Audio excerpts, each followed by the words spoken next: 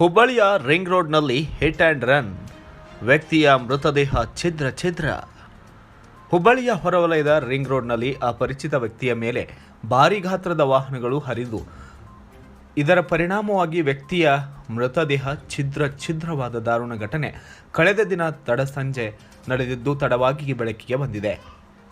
ಅಂದಾಜು 65ರಿಂದ 70 ವರ್ಷದ ಮೃತ ವ್ಯಕ್ತಿ ಭಿಕ್ಷುಕ ಎಂದು ಗುರುತಿಸಲಾಗಿದೆ. ಅಪರಿಚಿತ ಭಾರೀ ಗಾತ್ರದ ವಾಹನ ಹರಿದಿದ್ದರಿಂದ ವ್ಯಕ್ತಿಯ ದೇಹದ ಎಲ್ಲ ಭಾಗಗಳು ಬೇರೆಯಾಗಿವೆ.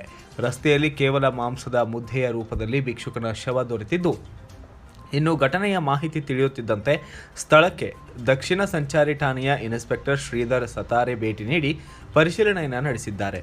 ನಂತರ ಶವವನ್ನು ಮರಣೋತ್ತರ ಪರೀಕ್ಷೆಗಾಗಿ ಬಟ್ಟೆಯೊಂದರಲ್ಲಿ ಸಲಾಕೆಯಿಂದ ದೇಹದ ವ್ಯಕ್ತಿಯ ಶವದ ಅವಶೇಷಗಳನ್ನು ತೆಗೆದು ಕೇಮ್ಸ್ ಶವಾಗಾರಕ್ಕೆ ಕಳುಹಿಸಲಾಯಿತು. ಈ ಪ್ರಕರಣ ದಕ್ಷಿಣ ಸಂಚಾರಿ ಪೊಲೀಸ್ ಠಾಣೆಯಲ್ಲಿ ಹಿಟ್ ಆ್ಯಂಡ್ ರನ್ ಪ್ರಕರಣ ದಾಖಲಾಗಿದೆ. Bureau report, Kannada Janasri news, Hubballi.